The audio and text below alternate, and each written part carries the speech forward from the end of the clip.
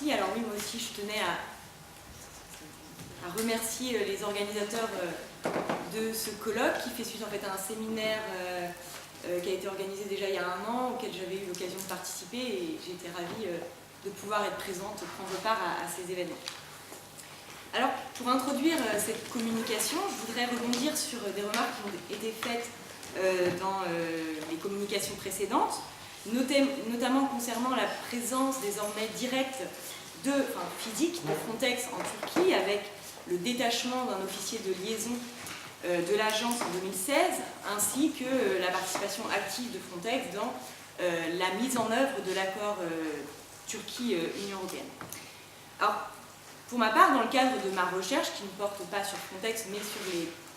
réformes des politiques de gestion des frontières en Turquie, il m'est apparu assez rapidement, dès la moitié des années 2000, que l'agence Frontex jouait un rôle central, bien qu'indirect, puisque non physiquement présent en Turquie, dans les réformes initiées sur la gestion intégrée des frontières en Turquie, notamment dans le cadre de l'adhésion. Et ce rôle central, elle le jouait au travers de la diffusion de son expertise. Donc c'est ce paradoxe que je souhaiterais soumettre aujourd'hui à l'analyse, en m'interrogeant sur les circuits de la circulation de l'expertise de Frontex en Méditerranée au travers donc, du cas turc.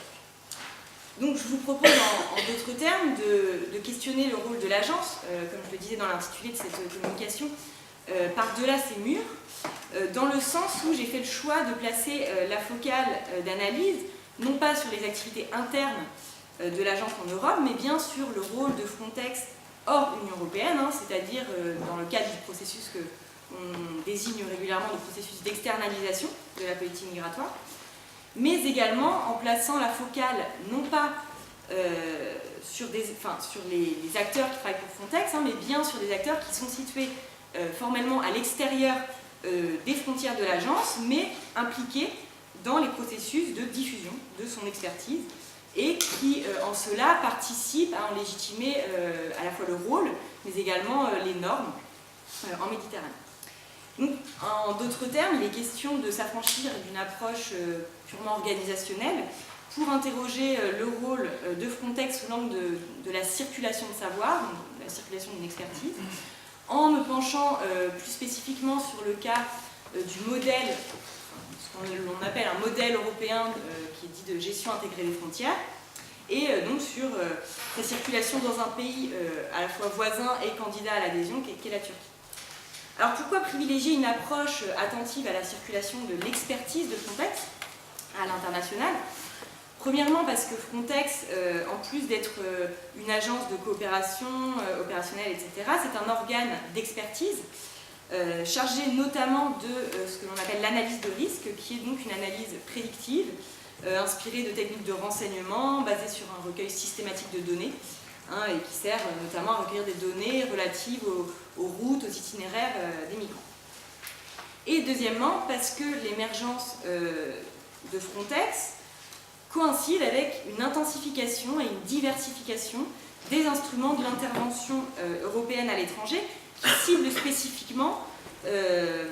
les systèmes de gestion des frontières. Donc, autrement dit, le modèle européen dit de gestion intégrée des frontières, formalisé par l'Union européenne au début des années 2000, se diffuse un peu partout dans le monde. On peut retrouver sa présence aujourd'hui en Asie centrale, en Afrique aussi bien qu'en Amérique latine. Et il est notamment intégré à des accords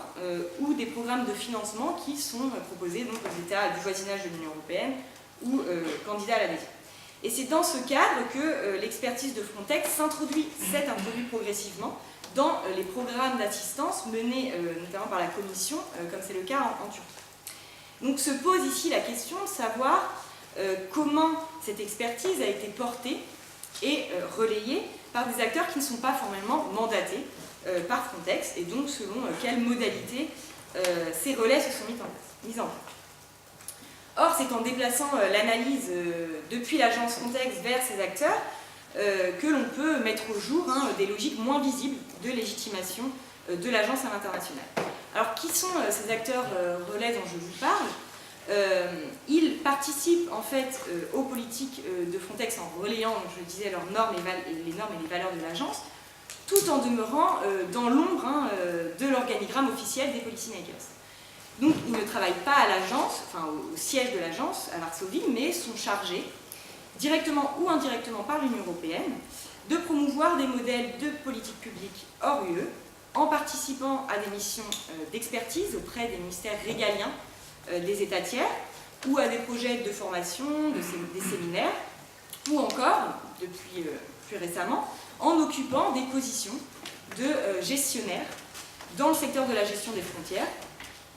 dans à la fois des organisations internationales, mais également au sein des délégations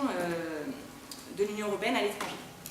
Donc si j'en reviens au cas de la Turquie, l'Union européenne finance des projets dans le secteur de la gestion intégrée des frontières dans le cadre de sa politique d'élargissement, puisqu'en 1999, la Turquie est reconnue candidate à l'Union européenne. Et c'est dans le cadre de ces projets que des experts vont être invités pour accompagner donc la reprise à la fois de l'acquis communautaire, mais aussi, et de plus en plus en réalité, de bonnes pratiques européennes, de ce qu'on a pu qualifier de capacity building, ou donc des savoir-faire, notamment administratifs. Et donc dans ce cadre, ce sont encore une fois ces acteurs relais, ces experts qui vont progressivement relayer de plus en plus l'expertise de Frontex. Donc pour faire cette analyse, je m'appuie sur un matériau que j'ai recueilli dans le cadre d'une thèse et qui se compose principalement d'entretiens avec ces experts qui sont en poste ou ont été en poste en Turquie, mais aussi de l'observation de sessions de formation à l'analyse de risque et enfin de l'analyse de fiches techniques des projets d'assistance de la Commission européenne. Donc, brièvement, je vais revenir dans un premier temps sur l'émergence dans les années 2000 d'un marché international de l'expertise en gestion des frontières et simultanément, ou presque, de la circulation croissante de l'expertise de Frontex à l'international dans le cadre de programmes d'assistance. Puis, ensuite, je montrerai que des groupes d'experts qui sont composés en réalité majoritairement de professionnels de la sécurité, donc policiers, gardes-frontières des États membres, ce sont eux qui vont participer activement à la promotion de l'analyse de risque de Frontex. Mais finalement, et c'est un peu le dernier point, ces activités de promotion, elles font l'objet de jeux qui sont concurrentiels. Donc, dans un premier temps, et assez brièvement, je voudrais revenir sur la genèse du modèle dit de gestion intégrée des frontières que l'agence Frontex va en grande partie incarner et porter dès sa création. Puisqu'on a donc l'émergence d'une stratégie dite de gestion intégrée des frontières qui se produit suite à l'intégration en 1999 de l'acquis Schengen dans l'ordre juridique de l'Union européenne par le traité d'Amsterdam. Donc cette stratégie, elle découle directement de la mise en place de l'espace Schengen qui suppose, comme vous le savez, que la gestion des frontières extérieures, c'est-à-dire celle des États membres qui bordent les pays tiers, soit confiée aux États en question. Mais l'adoption d'une stratégie qualifiée de gestion intégrée des frontières remonte, elle, à 2002, avec la publication d'un document par la Commission européenne.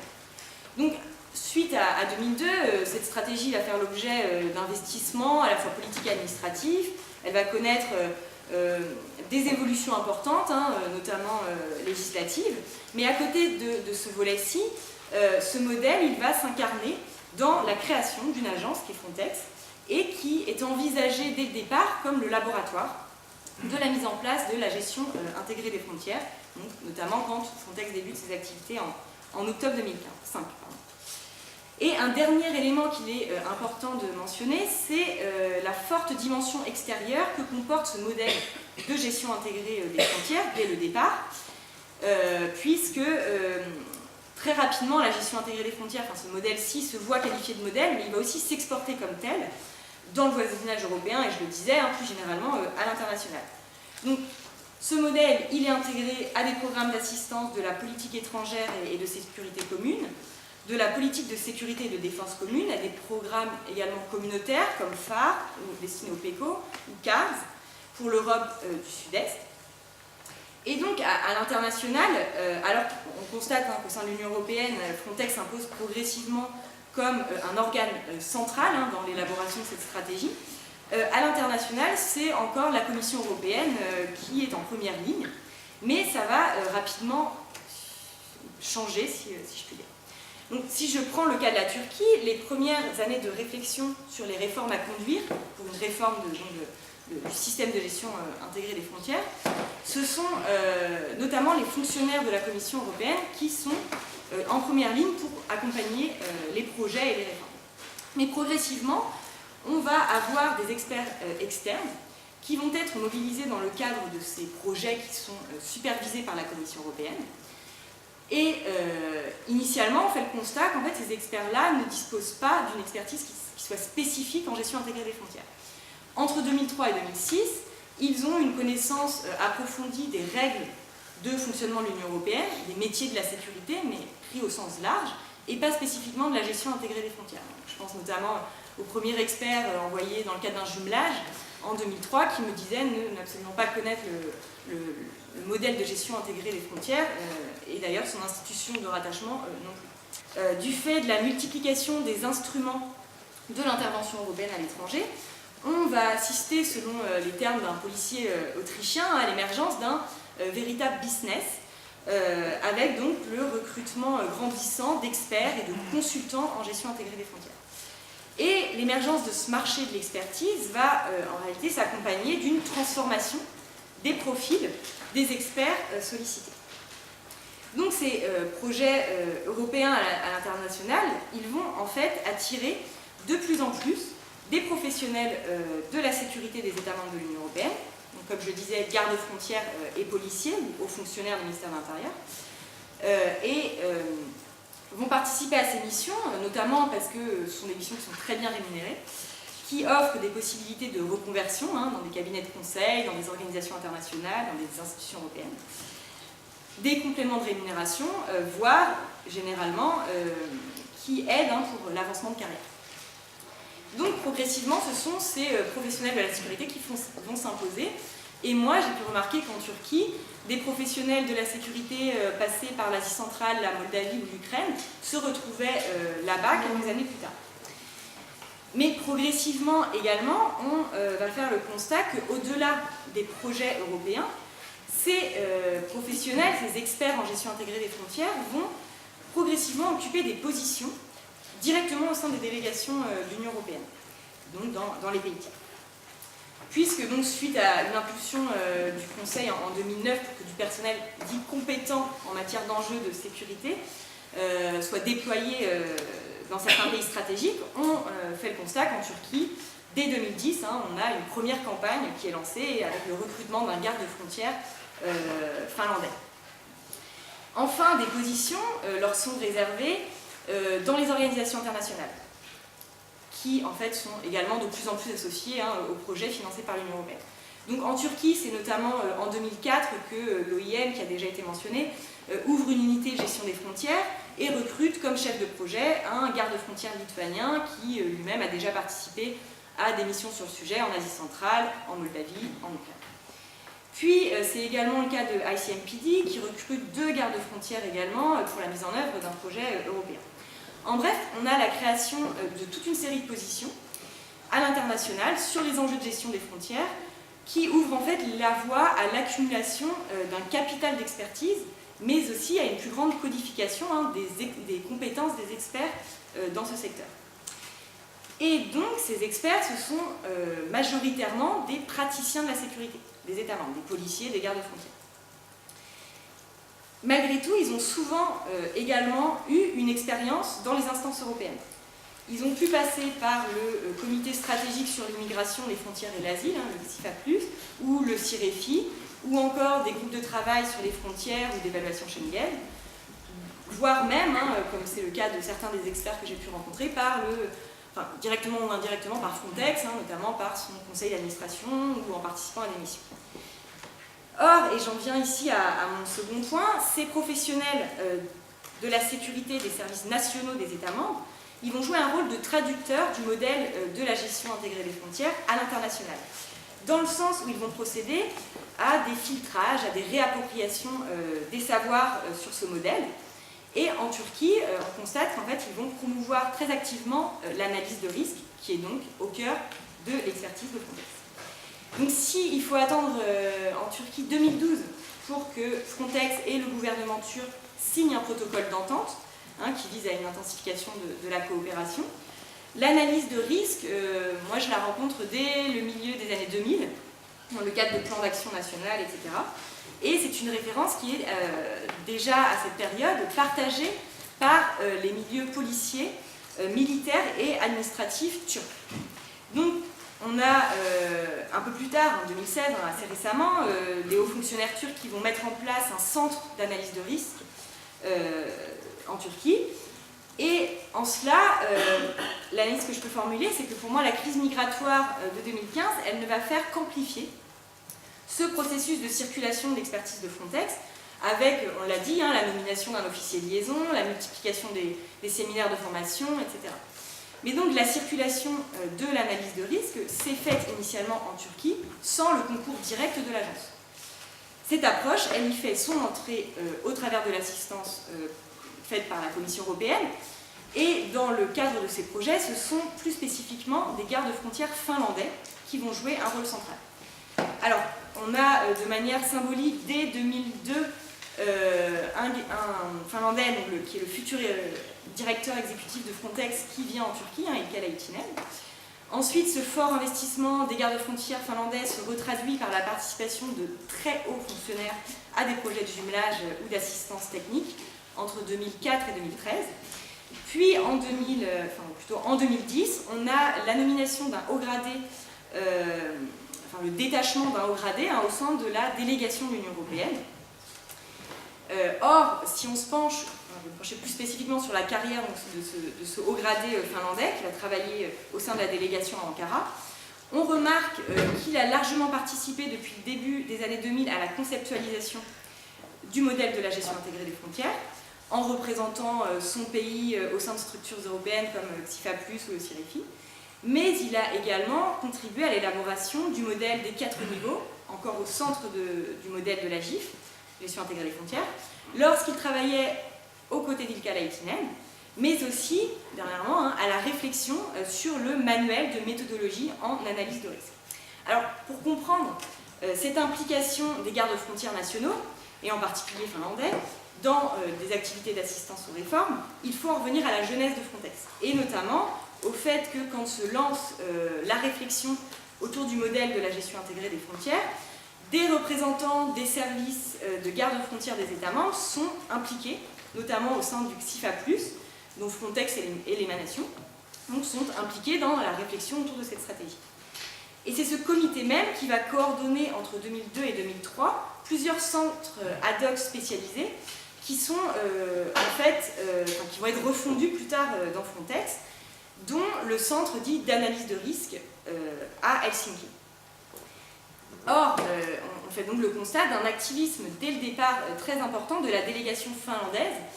dès la mise en place de ce centre ad hoc à Helsinki sur l'analyse de risque, dans la rédaction, la préparation du manuel, du modèle commun d'analyse de risque, etc. Et il faut également préciser que cet outil, qui est l'analyse de risque, est en fait aujourd'hui la marque de fabrique de l'agence. Donc le leadership finlandais, dans ce processus de définition, il se confirme tout au long des années 2000, puis ensuite dans l'intervention de ces gardes-frontières à l'international. Alors à côté des gardes-frontières finlandais, on observe bien sûr la présence d'autres experts en Turquie, allemands notamment, autrichiens, anglais et français. Mais ces groupes-ci ne relaient pas l'approche de Frontex au même titre que les Finlandais. Les stratégies de promotion de réforme par des acteurs relais ou non relais peuvent donc se faire concurrence à l'international. Alors comment elles se font concurrence? D'une part en fonction des canaux de circulation qui sont activés, qu'ils soient donc européens ou bilatéraux, et en fonction de la mise en valeur de différentes thématiques qui sont empruntées ou non au modèle de la gestion intégrée des frontières. Donc si je prends l'exemple de la Finlande et de l'Autriche, ces deux pays vont privilégier, en tout cas leurs gardes-frontières, vont privilégier les circuits européens de circulation en participant à des jumelages, à des séminaires, mais qui tous sont financés par la Commission européenne. Ils vont également représenter les principaux promoteurs de la gestion intégrée des frontières en insistant sur l'échange d'informations et l'analyse de risque dans la lignée donc de Frontex. De leur côté, l'Allemagne et la Grande-Bretagne sont présentes également dans quelques projets européens, quelques jumelages, mais ils vont bien plus s'investir dans la coopération bilatérale, en particulier au travers de programmes de formation des forces de police ou de renforcement de la capacité des institutions. Et dans leur cadre, ce sont bien plus des pratiques criminelles qui vont être valorisées, mais aussi la coopération opérationnelle, puisqu'en fait, comme ça a déjà été dit, les acteurs nationaux luttent pour préserver leurs compétences dans ce domaine. Or, ces acteurs, j'ai pu faire quelques entretiens avec certains d'entre eux, ils n'ont souvent pas été socialisés aux pratiques et aux expertises de Frontex, et nombre d'entre eux ne connaissent pas le modèle de la GIF, ni même l'analyse de risque. Enfin, à côté de ces concurrences, et je vais conclure sur cela, entre donc groupes de professionnels de la sécurité, on a des concurrences entre Frontex et la Commission européenne, qui en fait elle-même se livre à des luttes pour la promotion de l'expertise de la gestion des frontières. Donc en Turquie, la Commission européenne, tout comme Frontex, propose aujourd'hui des activités de formation, notamment autour de l'analyse de risque, notamment, mais sans coordination. Donc ça s'explique d'abord par une division du travail évidente, mais aussi par des luttes de pouvoir entre les deux institutions pour asseoir leur autorité sur le modèle et de plus en plus sur l'approche spécifique et l'analyse de risque. Donc pour donner quelques exemples, la délégation de l'Union européenne va apprendre a posteriori et par l'intermédiaire des autorités turques que Frontex est en négociation pour la signature d'un protocole d'entente. Donc, par conséquent, en Turquie, la circulation de l'analyse de risque, elle ne passe pas par un centre unique de diffusion, qui serait donc Frontex. La Commission est également fortement investie dans la promotion de l'expertise de Frontex, bien qu'elle le fasse finalement dans une relation de concurrence. Et donc aujourd'hui, on constate en Turquie une forme de centralité de l'analyse de risque dans la circulation du modèle de la GIF, notamment depuis les années 2010, et qui contribue en réalité à ce que les normes juridiques de l'acquis communautaire, initialement au cœur de la promotion du modèle, soient de moins en moins valorisées. Donc ce sont de plus en plus des savoir-faire experts issus des techniques de renseignement promues par Frontex qui ont aujourd'hui acquis une place centrale en Turquie.